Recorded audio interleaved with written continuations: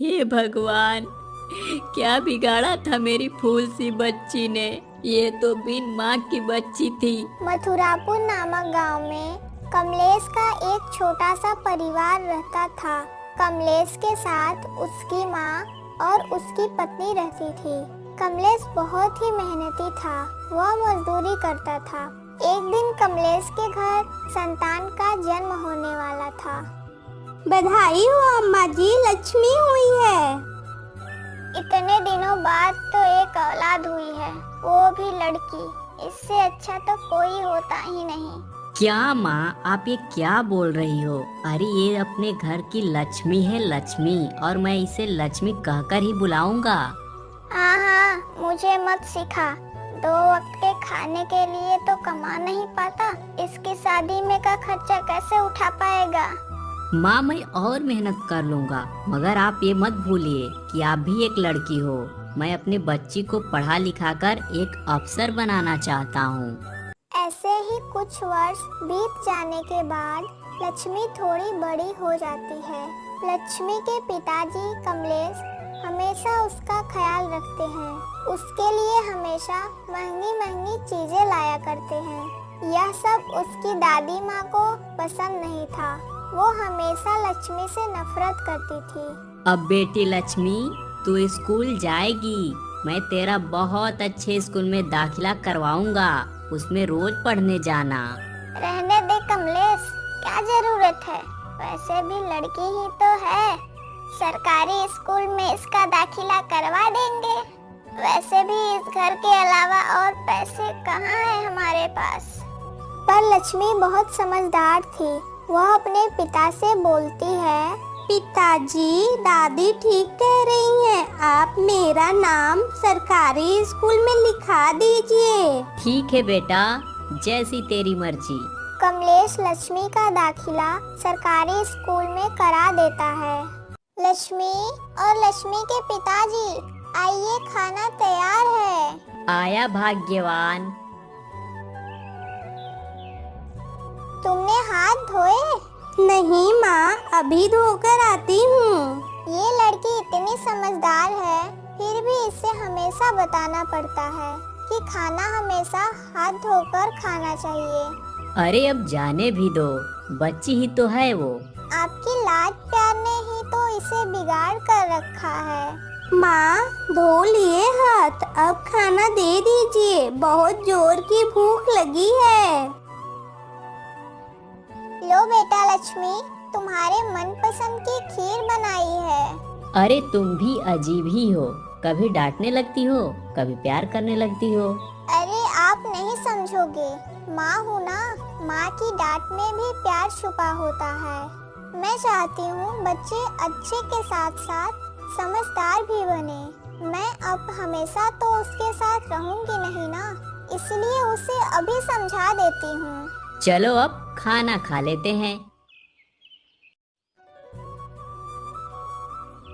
वह तीनों प्यार से खाना खाते हैं और सो जाते हैं। अगली सुबह सभी उठ जाते हैं।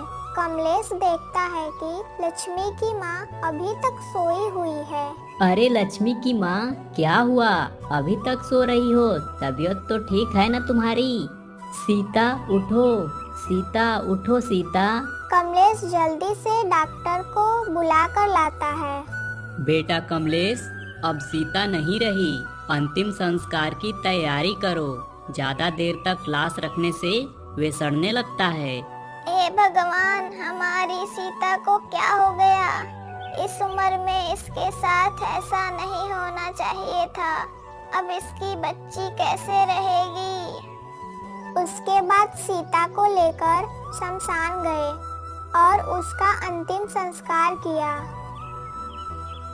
बेटी लक्ष्मी, अब तो कुछ खा लो। आखिर कब तक यूं ही भूखी बैठी रहोगी? दादी, अचानक माँ को क्या हो गया? कल रात को तो वो ठीक थी। उन्होंने हमारे साथ खाना भी खाया था, मेरे लिए खीर बनाई थी। अचानक से क्या हो गया? दादी, अब मैं कैसे रहूंगी? बेटी, तेरी माँ भगवान के पास गई। तू रो मत, मैं हूँ ना। मैं तेरा ख्याल रखूंगी। चल अब खाना खा ले बेटा। लक्ष्मी की दादी लक्ष्मी का बहुत अच्छे से ख्याल रखती हैं और उसे लाड प्यार करती हैं। इधर कमलेश कड़ी मेहनत करता है और कुछ समय बाद लक्ष्मी 20 साल की हो जाती है। बेटा, हमारी लक्ष्मी 20 साल की हो गई है। इसके लिए कहीं अच्छा लड़का देख। जी माँ, आप ठीक कहती हो। मैं बात करता हूँ। वक्त के साथ बच्चे कब बड़े हो जाते हैं पता ही नहीं चलता। मैं इसके लिए अच्छा सा ससुराल ढूंढूंगा। अच्छा माँ, अब मैं काम पर जाता हूँ। कमलेश यह कहकर काम पर जा ही रहा होता है कि तभी उसे रास्ते में उसका दोस्त मिल जाता है। अरे किशन भाई, तुम बड़े दिनों बाद दिखाई दिए हो। हाँ कमलेश, शहर में काम करते हैं इसलिए गांव कम आ पाता हूँ। अच्छा किशन, तू शहर में रहता है तो मेरा एक काम करेगा? हाँ हाँ, बोल ना कमलेश। मेरी बेटी 20 साल की हो गई है। अगर शहर में कोई अच्छा सा लड़का हो उसके लिए तो बताना। हाँ है ना मेरे दोस्त का बेटा, तू कहे तो कल ही भेज दूं तेरे घर रिश्ते की बात करने के लिए। हाँ हाँ किशन, जल्दी बात कर, कहीं ये रिश्ता हमारे हाथों से ना निकल जाए। वैसे लड़का क्या काम करता है? अरे वो इंजीनियर का पढ़ाई कर रहा है। अच्छा ठीक है किशन, अब मैं चलता हूँ। कमलेश ऐसा कहकर वहाँ से चला जाता है। फिर अगले दिन सब तैयारी ठीक से हो गई है ना माँ? हाँ बेटा, बस लड़के वाले के आने की देरी है। कुछ देर बाद लड़के वाले आते हैं। अरे लक्ष्मी बेटा, जरा पानी ले आओ। देखिए, ये है हमारी भोली भाली लक्ष्मी। ये घर का सारा काम कर लेती है। बहुत सीधी सादी बच्ची है मेरी। हाँ भाई साहब, आपकी लक्ष्मी बेटी तो हमें बहुत पसंद है, पर क्या बताइए? हमारा बेटा अभी पढ़ाई कर रहा है और वो विदेश में ही जाकर काम करेगा। उसकी पढ़ाई के लिए हमें 5 लाख रुपए चाहिए। 5 लाख रुपए? ये तो बहुत ज्यादा है। हाँ भाई साहब, देखिए ना, हम तो बूढ़े हो गए हैं। अब आपकी बेटी ही तो राज करेगी। जी ठीक है, मेरी बेटी से बढ़कर 5 लाख रुपए नहीं है। तो जल्दी से शुभ मुहूर्त देखकर इनकी शादी करवा देते हैं। जी ठीक है, जैसा आप ठीक समझें। पिताजी, ये रिश्ता रहने दीजिए, मुझे नहीं करनी है शादी। क्या हुआ बेटा, क्या कमी है लड़के में? आपने देखा नहीं वो पैसे के कितने लालची हैं। अब आप 5 लाख रुपए कहाँ से लाएंगे? अरे मेरी लाडली गुड़िया, तू चिंता मत कर, वो सब मैं देख लूँगा। कमलेश अपनी बेटी की शादी के रिश्ते से बहुत खुश था। वह कड़ी मेहनत करता। उसने रात दिन एक कर फिर एक दिन। पिताजी, आपको तो बहुत तेज बुखार है, आज आप काम पे मत जाइए। नहीं नहीं बेटा, रास्ते में दवा ले लूँगा। अगर आज नहीं गया तो आज की पगार कट जाएगी। तू मेरी चिंता मत कर। पिताजी देखिए, आपने अपनी कैसी हालत बना कर रखी है। अगर आप ऐसा ही करेंगे तो मैं शादी नहीं करूँगी। नहीं नहीं बेटा, ऐसे नहीं बोलते। अरे कमलेश, घर नहीं जाना क्या? अरे नहीं यार, मुझे थोड़े पैसों की जरूरत पड़ रही है, इसीलिए मैं आज ओवर टाइम करूँगा। कुछ वक्त बीत जाने के बाद लक्ष्मी के शादी वाला दिन आता है। बेटा, कन्या का मांग भरो। तभी लड़के की माँ आ जाती है। रुकिए पंडित जी, पहले पैसे की तो बात हो जाए। जाइए 5 लाख रुपए लेकर आइए। हाँ हाँ, अभी लाता हूँ। कमलेश जाकर पैसे लाता है। ये लीजिए बहन जी, 4 लाख रुपए। 1 लाख रुपए मैं आपको बाद में दे दूंगा। क्या 4 लाख रुपए? बात तो 5 लाख रुपए की हुई थी। हमें नहीं करनी कोई शादी वादी। चल बेटा, उठ जा। नहीं नहीं बहन जी, ऐसा जुल्म मत कीजिए। यदि बारात लौट जाएगी तो हमारी समाज में क्या इज्जत रहेगी और मेरी बच्ची का क्या होगा? वो तो बेचारी बिन माँ की बच्ची है, उसके दिल पर क्या बीतेगी? ऐसा मत कीजिए, हमारी लाज आपके चरणों में है। मान जाइए बहन जी, मान जाइए। ठीक है, शादी के 10 दिन बाद पैसे दे जाना। अगर नहीं दे पाओ तो अपनी बेटी को वापस ले जाना। ऐसी नौबत नहीं आने दूंगा। मैं अपने आप को भी बेच दूंगा, पर आपके बाकी पैसे दे दूंगा। पिताजी, अब मैं जा रही हूँ, आप अपना ख्याल रखना।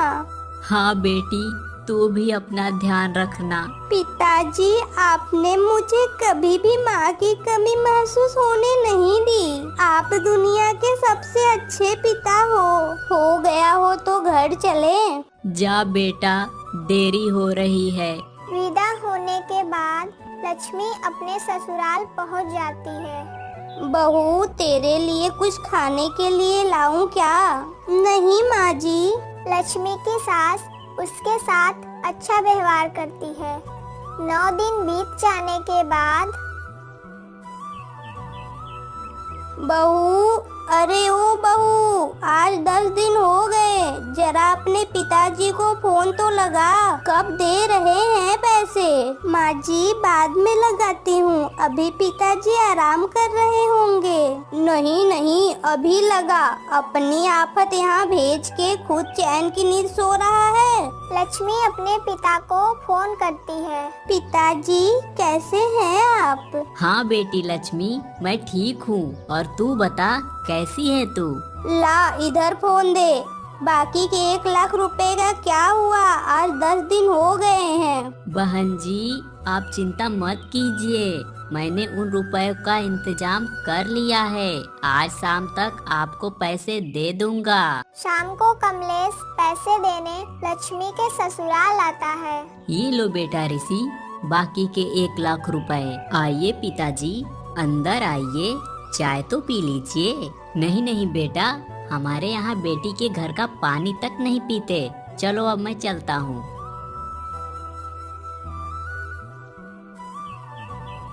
माँ, बाकी के पैसे तो मिल गए, पर मुझे एक कार भी चाहिए। मिल जाएगी बेटा, वो भी मिल जाएगी, जैसे फ्री की नौकरानी मिल गई। अब उसके बाप को हम लूट लूट कर खाएंगे, तू चिंता मत कर। चल बहू, जरा अपने बाप को फोन लगा। ऋषि को ऑफिस जाने में देरी होती है, उसे एक कार दिलवा दे। क्या माँ जी, कार? आपको तो पता है मेरे पिताजी मजदूरी करते हैं। 5 लाख रुपए तो उन्होंने बड़ी कठिनाई से इकट्ठे किए थे, अब कार कहाँ से देंगे? चल करमजली, तू नहीं बोलेगी तो मैं ही बोल दूंगी।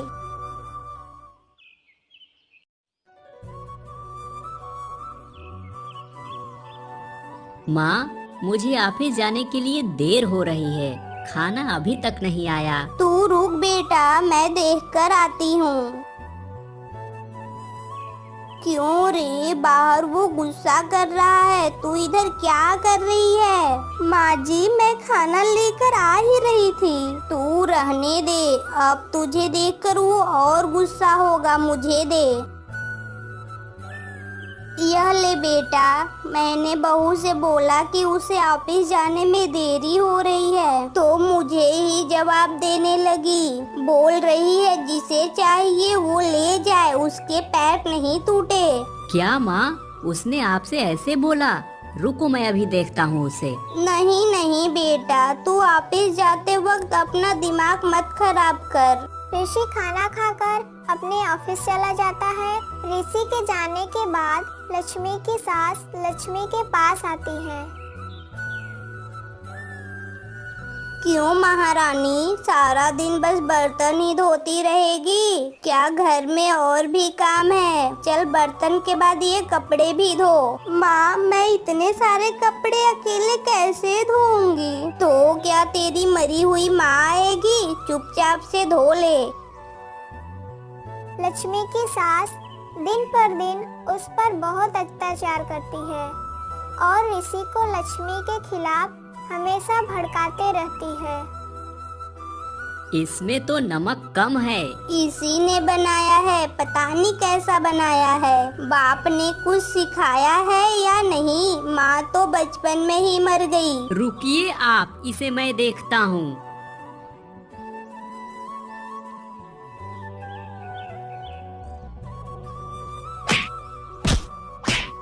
माँ, आज इसे खाना मत देना। जब भूखे पेट सोएगी तब इसकी अकल आएगी। वो रो ही रही होती है कि तभी उसके पिता का फोन आता है। अरे लक्ष्मी बेटा, कैसी हो? मैं ठीक हूँ पिताजी। अरे क्या हुआ बेटा, रो क्यों रही है? सब ठीक तो है लक्ष्मी? बेटा लक्ष्मी। कुछ नहीं, मुझे बस आपकी याद आ रही थी। बेटी, तूने खाना खाया ना? हाँ पिताजी, खा लिया। और आपने खाया? हाँ बेटा, हमने भी खा लिया। आज तेरी मन पसंदीदा खीर बनाई थी तेरी दादी। पिताजी, मैं बाद में बात करती हूँ। अगली सुबह गुस्से में लक्ष्मी की सास उसके पास आती है। अभी तक सो रही है महारानी, देखती हूँ इसे। सास पानी लेकर आती है और लक्ष्मी के ऊपर डाल देती है। घर का काम क्या तेरा बाप आकर करेगा? पहले जा हैंडपंप से पानी लेकर आ। लक्ष्मी हैंडपंप पर पानी लेने जाती है कि तभी उसके पिता घर आते हैं। थोड़ी देर बाद ही लक्ष्मी पानी लेकर घर आती है। जा, तेरे पिताजी आए हैं मिलने। लक्ष्मी खुश होकर अपने पिता से मिलने जाती है। बेटा, यह चोट कैसे लगी तुझे? कुछ नहीं पिताजी, वो मैं सीढ़ियों से गिर गई थी। आप कैसे हो और दादी कैसी है? सब लोग ठीक हैं। तू कल उदास थी, इसीलिए तुझसे मिलने आ गया। जा बेटी, पिताजी के लिए चाय तो बना कर ला। जी माँ जी, बनाती हूँ। सुनिए भाई साहब, अब तो ऋषि ऑफिस जाने लगा है। वो बोल रहा था कि मुझे आने जाने में परेशानी होती है। ससुर जी से कहकर मुझे एक कार दिलवा दो। कार तो बहुत महंगी होती है। अरे महंगी नहीं तो सस्ती ही दिलवा दीजिए, 8-10 लाख रुपए की। क्या 8-10 लाख रुपए की बहन जी? ये तो बहुत मुश्किल है, फिर भी मैं कोशिश करूँगा। अच्छा, अब मैं चलता हूँ। कमलेश के जाने के बाद लक्ष्मी चाय लेकर आती है। अरे माँ जी, पिताजी कहाँ गए? बेटा, वो तो घर गए, उन्हें देरी हो रही थी। अच्छा, मुझसे ठीक से मिले भी नहीं। कमलेश अपना उदास चेहरा लेकर अपने घर जाने लगता है। कुछ समय बीत जाता है। कमलेश अपने मकान को बेचकर ऋषि को एक कार दिलवा देता है और खुद एक किराए की झोपड़ी में रहने लगता है। कुछ दिन बीत जाने के बाद लक्ष्मी की सास उनके घर आती है। अरे आइए बहन जी, अंदर आइए। सुनिए भाई साहब, मैं यहाँ बैठने नहीं आई हूँ, बल्कि आपको बताने आई हूँ कि ऋषि बिजनेस करना चाहता है। उसके लिए 20 लाख रुपए चाहिए, तो कहीं से भी इंतजाम कीजिए। क्या बहन जी, एक ही तो घर था हमारे पास, उसे भी बेचकर हमने आपको कार दिला दी। अब हम लोग किराए के झोपड़ी में रहते हैं। अब मैं 20 लाख रुपए कहाँ से लाऊं बहन जी? मैं मजदूर इंसान हूँ। वो सब तो पता नहीं भाई साहब, अब आप जानो कैसे इंतजाम करना है। मैं चलती हूँ अब। ऐसे ही कुछ दिन बीत जाते हैं और लक्ष्मी की सास लक्ष्मी पर बहुत अत्याचार करती है। फिर एक दिन दिवाली का त्योहार आता है। ओ अम्मा, आज ठीक से तैयारी कर लो, आज लक्ष्मी घर पर आएगी। कल ही रात को मेरी उससे फोन पर बात हुई थी। तभी कमलेश का फोन आता है। अरे कमलेश, तुम्हारी बेटी ने आत्महत्या कर ली है, जल्दी से वहाँ आ जाइए। अरे नहीं साहब, जरूर आपसे कोई गलती हुई होगी। आप फिर से नंबर चेक कीजिए। मेरी बेटी तो ससुराल में बहुत खुश है। तुम्हारा नाम कमलेश है ना, और तुम्हारी बेटी का नाम लक्ष्मी, तो उसी ने आत्महत्या कर ली है। क्या? मैं अभी आता हूँ। अम्मा, फोन आया था, वो बोल रहे थे कि अपनी लक्ष्मी ने आत्महत्या कर लिया है। मैं ये देख कर आता हूँ। कमलेश दौड़ते हुए लक्ष्मी के पास जाता है।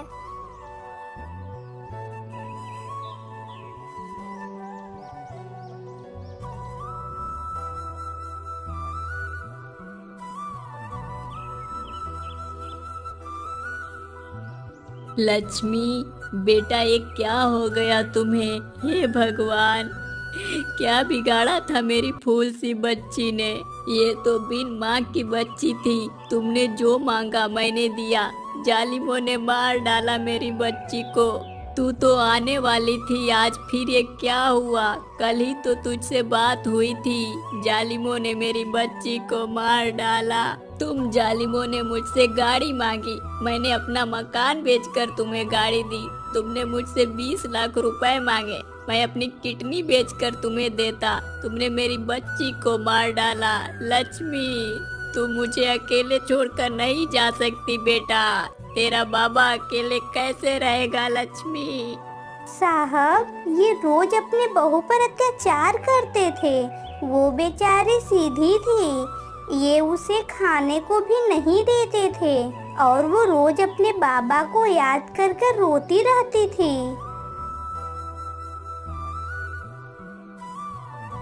बताओ कैसे मारा उसे? साहब, हमसे बहुत बड़ी गलती हो गई, हमें माफ कर दीजिए साहब, हमें माफ कर दीजिए। ले चलो इन माँ बेटे को। जब जेल में उम्र भर सड़ेंगे तब समझ आएगा इन लोगों को कि दहेज लेना पाप है। पुलिस ऋषि और उसकी माँ को लेकर जेल चला जाता है और उनको उनकी लालच की सजा जिंदगी भर भुगतनी पड़ती है।